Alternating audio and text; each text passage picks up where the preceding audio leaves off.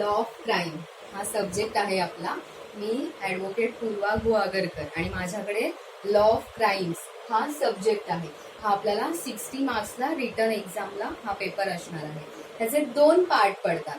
तर हे 2 पार्टमध्ये डिवाइड झालेला आहे लॉ ऑफ क्राईम हा सब्जेक्ट. त्यातला पहिला पार्ट जो आहे तो क्रिमिनल ज्युरिस्प्रुडन्स की जो 20 मार्क्सला आहे आणि सेकंड पार्ट आहे इंडियन पिनल कोड आणि तो आहे आपल्याला 40 मार्क्सला. सो आपण पहिल्यांदा क्रिमिनल ज्युरिस्प्रुडन्स मध्ये बघणार आहोत. त्यातला आता आपण बघणार आहोत क्रिमिनल ज्युरिस्प्रुडन्स हा आपण पार्ट बघणार आहोत की जो 20 मार्क्सला येतो. पण ह्याच्यावर लॉंग आन्सर्स जी आहेत ती त्याच्यावर म्हणजे इझी आहे, इझी टू रिटर्न आहेत की जे 20 मार्क्सला लॉंग क्वेश्चन्स ह्याच्यावरचे येऊ शकतात. तर त्याच्यामध्ये जे काही पॉइंट्स कव्हर होतात, पहिला आपला जो चॅप्टर आहे या क्रिमिनल ज्युरिस्प्रुडन्स मधला तो आहे क्रिमिनल ऍडमिनिस्ट्रेशन जो आहे म्हणजे क्रिमिनल ज्युरिस्प्रुडन्स हा जो आपला फर्स्ट चॅप्टर आहे त्याच्या अंडर हे सगळे पॉइंट्स येतात. तुम्ही व्हिडिओ पॉज करून हे बोर्डवर लिहिलेलं बघू शकता. त्यातलं क्रिमिनल ज्युरिस्प्रुडन्स म्हणजे ऍडमिनिस्ट्रेशन ऑफ जस्टिस हा आपला पहिला चॅप्टर आहे आणि त्याच्या अंडर हे सगळे पॉइंट्स येतात. तर ते आता आपण एकदम शॉर्टली डिस्कस करणार आहोत. पण आता आपल्याकडे वेळ कमी आहे आणि एक्झामच्या पॉइंट ऑफ व्ह्यूने आपल्याला शिकवणं गरजेचं आहे. त्यामुळे एक्झामला येणारे जे क्वेश्चन्स आहेत इम्पॉर्टंट त्याच्या अंडर थोडंसं आपले शिकवणार आहे. आपली जी काही बुक्स आहेत आयपीसी हे तुम्हाला नेटवर बेअर ऍक्ट आयपीसीचा बेअर ऍक्ट असं घेतलं तर त्या मिळू शकतं. आणि फर्स्ट जे आहे क्रिमिनल ज्युरिस्प्रुडन्स याच्या मी नोट्स जे रेग्युलर स्टुडंट्स आहेत त्यांना मी दिलेले आहेत, जे शॉर्ट्समध्ये काही नोट्स दिलेले आहेत तर त्या तुम्ही त्यांच्याकडनं घेऊ शकता. तर ते तुम्हाला तिथे मिळू शकेल. तर मी आता हे सगळं फटाफट डिस्कस करून पहिला चॅप्टर आज मी घेणार आहे.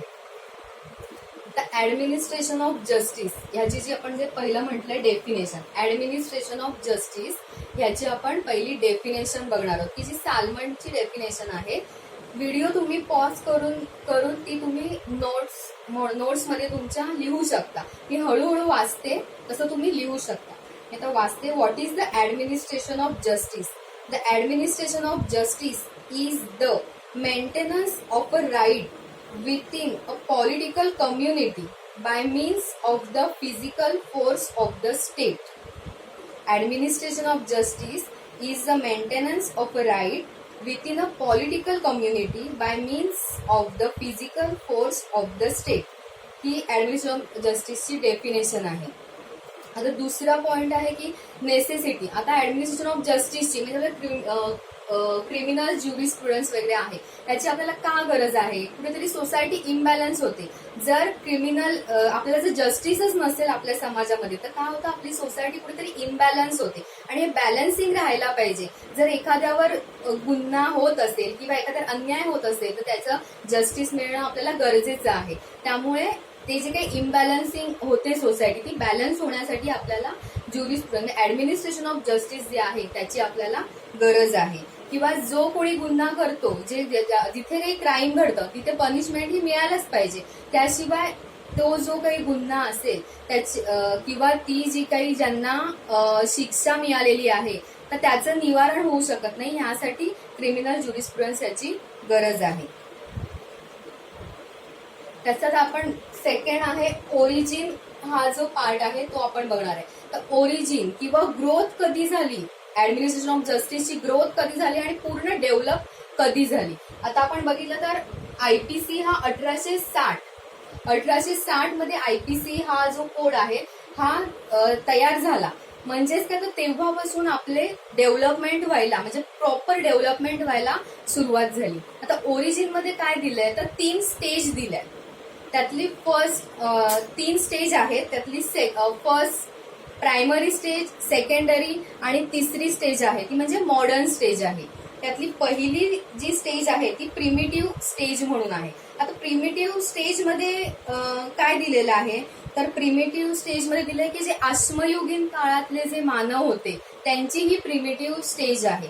तर त्याच्यामध्ये कशा होत्या शिक्षा, तर त्यांना काही शिक्षा माहीत नव्हती तेव्हा. एवढं काही हत्यारं यांची जस्ट स्टार्ट, म्हणजे हत्यारांचा जस्ट शोध लागला की धारदार हत्यारं. मग एखाद्याने जर गुन्हा केला ते अख्खी जे ट्राईब असायचं त्यांचं, तर त्यांच्यावर धावून जायचं, ते धावून यायचे. पण ह्यातनं काही निष्पन्न व्हायचं का, की कुठेतरी बॅलन्सिंग व्हायचं का, तर नाही व्हायचं. तर ही फर्स्ट स्टेज आहे. मग तेव्हा मानवाला कळलं, म्हणजे ह्युमन बिंग्सनं तेव्हा अंडरस्टँड झालं की क्राईम हा काहीतरी प्रकार आहे आणि दुसऱ्याने जर आपल्याला त्रास दिला तर त्याचा आपल्याला त्रास होतो आणि ह्याचं निवारण करण्यासाठी आपल्याला जस्टिसची गरज आहे. तर ती फर्स्ट स्टेज आहे. म्हणजे प्रिमिटिव्ह स्टेज जी आहे आपली, ती अश्मयुगीन काळातले जे मानव होते तर त्यांची ती फर्स्ट स्टेज आहे. त्यात काही जस्टिस काही कोणाला मिळत नव्हता.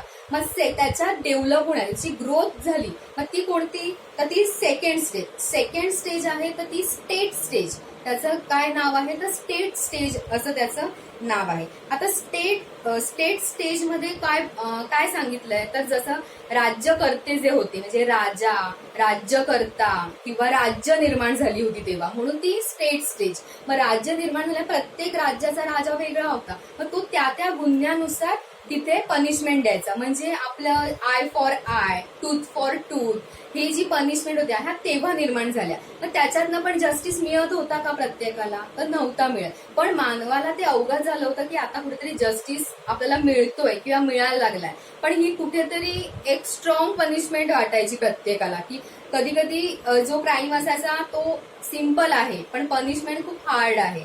म्हणून ही स्टेज सुद्धा थोडीशी डिमॉलिश होत गेली. आणि मग अजून कोणती स्टेज निर्माण झाली की जी फुल डेव्हलप झाली, ती म्हणजे मॉडर्न स्टेज.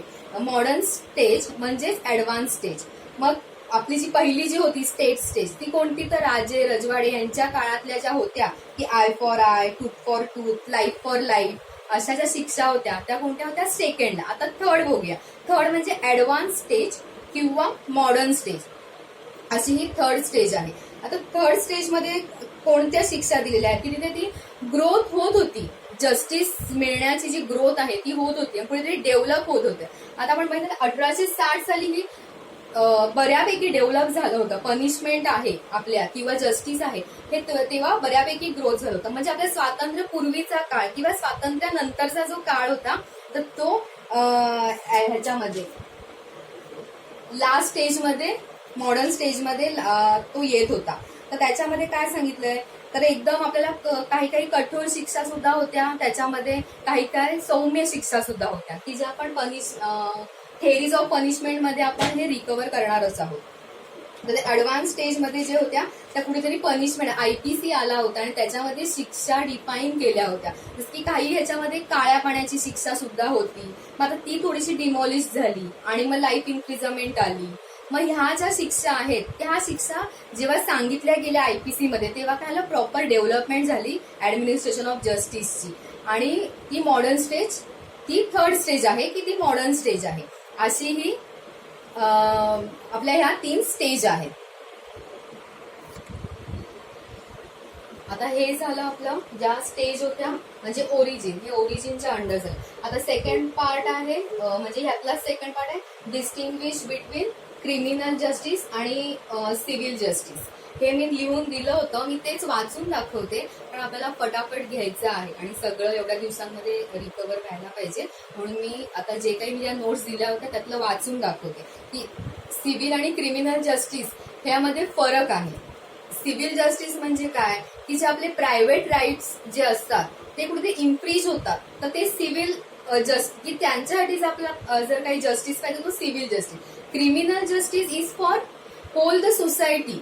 क्रिमिनल जस्टिस हा सोसायटीला जरी काही कुठे क्राईम घडला तरी त्याचा इंडिव्हिज्युअलवर सुद्धा परिणाम होतो, म्हणून ते क्रिमिनल जस्टिस आणि सिव्हिल जस्टिस आणि क्रिमिनल जस्टिस ह्याच्यामध्ये फरक आहे. तर सिव्हिल इज फॉर इंडिव्हिज्युअल आणि criminal is for whole the society.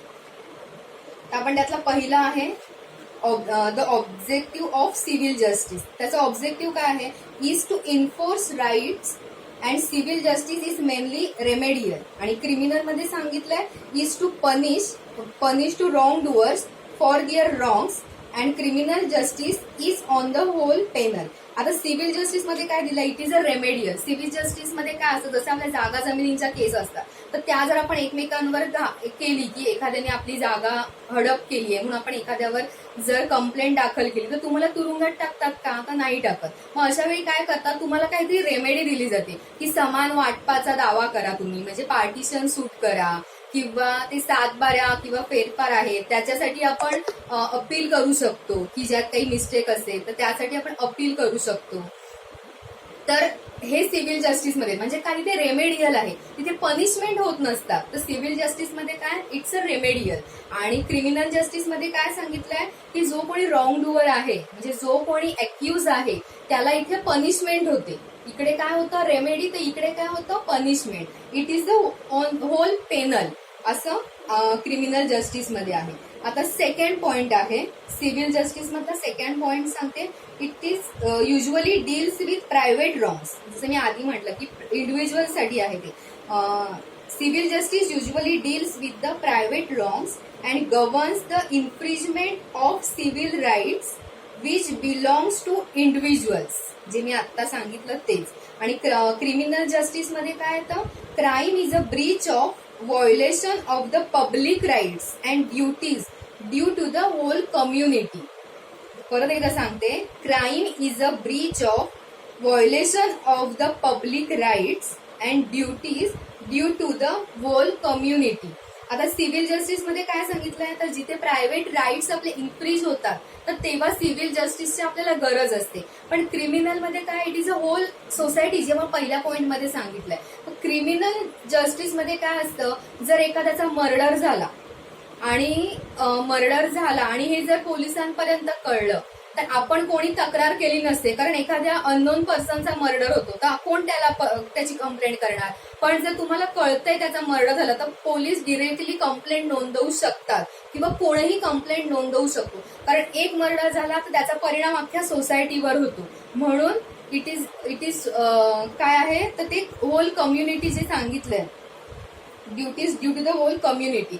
म्हणून जरी त्याला आता जसं सिव्हिल जस्टिसमध्ये की एखाद्याने जमीन हडप केली म्हणून पोलीस डायरेक्ट कंप्लेंट घ्यायला येतात का, किंवा कोणताही वकील डायरेक्ट एखादा दावा दाखल करतो का, नाही. तो इंडिव्हिज्युअल पर्सन की ज्याच्यावर अन्याय झालेला आहे तर तोच कोर्टात जातो किंवा पोलिसांकडे जातो. पण क्रिमिनल जस्टिसमध्ये असं नसतं. मर्डर झाला, एखाद्याचा रेप झाला तर त्या व्यक्तीने, जे कोणी विक्टिम्स आहेत तर त्यांनी जरी नाही कंप्लेंट केली तरी तिथे पोलीस स्वतःहून कंप्लेंट दाखल करू शकतात, कारण ह्याचा एका व्यक्तीला जरी त्रास झाला तरी त्याचा परिणाम पूर्ण सोसायटीवर होत असतो. ह्यासाठी हा सेकंड पॉइंट आहे. आता थर्ड पॉइंट आहे civil justice. Civil justice, the individual institute the proceedings, that is private individuals whose rights are infringed are the litigants before the court. म्हणजे आपण कोर्टात काही लिटिगेशन, ते एकटा माणूस आहे ज्याच्यावर अन्याय झालेला, जो विक्टीम आहे तो, जो म्हणजे प्लेंटिफ म्हणतो आपण त्याला सिव्हिल मध्ये, जो प्लेंटिफ आहे तो लिटिगेशन फाईल करतो, म्हणजे काय प्लेंट जे आहेत तो दाखल करतो. आता ह्याच्यामध्ये आणि क्रिमिनल जस्टिसमध्ये थर्ड पॉइंट आहे की the proceedings are instituted by state because the crime through committed with respect to a particular individual it is demand to be committed against the society at large and therefore these proceedings are instituted and conducted by the state. म्हणजे काय, तर आपण इथे आपण म्हटलंय की लिटिगंट्स before the court, म्हणजे आपण डिरेक्टली कोर्टात जाऊन ते फाईल करू शकतो.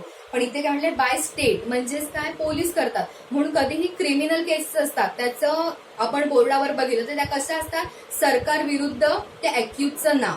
पण इकडे आपण सिव्हिलमध्ये बघतो तर काय असतो, ज्याने प्लेंटिफ विरुद्ध डिफेंडेंट, म्हणजे दोन्ही माणसांची नावं असतात. म्हणजे ह्या माणसावर अन्याय झालाय तो विरुद्ध ज्यांनी केलाय तो, असं सिव्हिलमध्ये असतं. पण क्रिमिनलमध्ये काय असतं, तर स्टेट वर्सेस दॅट अॅक्यूज, म्हणजे जो विक्टीम असतं त्याचं नाव नसतं, तर ते स्टेट म्हणजे on behalf of victim state तिथे फाईल करत असतं कंप्लेंट. म्हणून चार्जशीट कोण दाखल करतो, आपण इंडिव्हिज्युअल जाऊन चार्जशीट दाखल करतो का क्रिमिनल केसमध्ये, तर नाही करत. मग कोण करतं, तर पोलीस करतात. म्हणजे काय, स्टेट फाईल करतं चार्जशीट कोर्टामध्ये.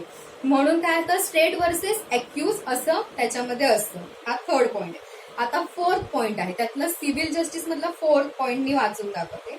The purpose of awarding compensation to the injured party under civil justice is to make good the loss suffer by him. म्हणजे जे रेमेडियल आहे वर आपण म्हटलंय की त्याचा जो काही लॉस झालाय तो कुठेतरी सफर झाला पाहिजे, तर त्यासाठी सिव्हिल जस्टिस गरजेचं आहे. तसंच क्रिमिनल जस्टिस मध्ये काय आहे, the purpose of sentencing the accused under criminal justice is to protect the society by preventing and deterring the offender from committing further offences. तर क्रिमिनल जस्टिस जसं इकडे सिव्हिल जस्टिस मध्ये काय सांगितलं, त्याचा लॉस कुठेतरी भरून निघाला पाहिजे प्लेंटिफचा. त्यासाठी डिफेंडंटनी आयदर डिफेंडंट किंवा ज्या प्रकारे लॉस झाला त्या प्रकारे त्याचं कॉम्पेन्सेशन झालं पाहिजे, हे सिव्हिल जस्टिस सांगतं. पण क्रिमिनल जस्टिस काय सांगतं, तर ती काही त्याला तर रेमेडी नसते, त्याला पनिशमेंट असते. जर जो अक्यूज आहे त्याला पनिशमेंट दिली तर तिथे कुठेतरी त्या क्राईमचा प्रिव्हेंट होणार आहे. म्हणजे त्याला जर आपण इम्प्रिजमेंट झाली तर तो बाहेर येणार नाही, म्हणजे तो अजून असे वेगवेगळे क्राईम करणार नाही किंवा त्याला शिक्षा होईल. त्यामुळे बाकीचे होणारे क्राईम कुठेतरी थांबतील. ह्यासाठी काय आहे, तर क्रिमिनल जस्टिस आहे. त्याचा प्रिव्हेंट झाला पाहिजे किंवा त्याला अद्दल घडली पाहिजे, जो अक्यूज आहे त्याला अद्दल घडली पाहिजे, म्हणजे डिटरंट झालं पाहिजे त्या क्राईमचं, म्हणून क्रिमिनल जस्टिस काम करत असतं. आता पाचवा पॉइंट आहे सिव्हिल जस्टिस मधला, तो आहे इंटेन्शन और motive is not an important factor. म्हणजे मेन्स रिया आणि गिल्टी माइंड. जे आधीच्या लेक्चर्स म्हणजे जे क्लासरूम मध्ये लेक्चर आहेत, इंटेन्शन आणि गिल्टी माइंड्स हे जे पॉइंट्स आहेत, मी आता पोर्शन वाईज तुम्हाला पटापट घेतेय, पण जे आहे इंटेन्शन आणि मोटिव्ह हे महत्वाचा चॅप्टर आहे आणि ह्याच्यावर खूप मोठ्या शॉर्ट नोट्स येऊ शकतात. इंटेन्शन आणि गिल्टी माइंड म्हणजे मेन्स रिया आणि गिल्टी माइंड. तर त्या इंटेन्शन और motive is not an important factor म्हणजे सिव्हिल जस्टिस मध्ये. हा, पण इकडे क्रिमिनल जस्टिस मध्ये intention plays an important role. Mens rea is actually present in the wrong doer. तर ह्यात काय सांगितलं, क्रिमिनल जस्टिस मध्ये कोण इंटेन्शनली करतं किंवा त्यात काही मोटिव्ह असतो का, तर तसं त्याच्यात ते आहे का नाही हे बघणं कोर्टाचं काम नसतं. म्हणजे कोर्ट ते बघत नाही, पण क्रिमिनल जस्टिस मध्ये इंटेन्शन आणि मोटिव्ह बघितला जातो. तर त्याची मी एक्झाम्पल्स याआधी दिलेली आहेत, परत एकदा सांगते. तर गिल्टी माइंड आहे का नाही हे मी गिल्टी माइंड किंवा इंटेन्शन आपल्या सिव्हिल जस्टिसमध्ये असणं नसणं ह्याला इम्पॉर्टंट नसतं. तुमचे कागद काय बोलतात, तुमचा एव्हिडन्स काय बोलतो ह्याच्यावर सिव्हिल. आता जर दोन भावाभावांच्या केस आहेत आणि त्यांनी एका इस्टेटीवरून जर प्लेंट फाईल केलं तर आपण बघतो का हा भाऊ स्वभावाने चांगला आहे, ह्याचं इंटेन्शन चांगलं आहे म्हणून आपण ह्याला सगळी इस्टेट देऊया आणि दुसऱ्या भावाला देऊया नको, हे असं आपण बघतो का, तर नाही बघत. तेच सांगितलंय की इंटेन्शन आणि मोटिव्ह ह्यात बघितलं जात नाही, कागद काय बोलतात तर त्याच्यावर सिव्हिल जस्टिस डिपेंड असतं. आणि क्रिमिनल जस्टिस मध्ये काय सांगितलंय, तर क्रिमिनल जस्टिस मध्ये intention is an important factor. ह्यात इंटेन्शन का महत्वाचं आहे,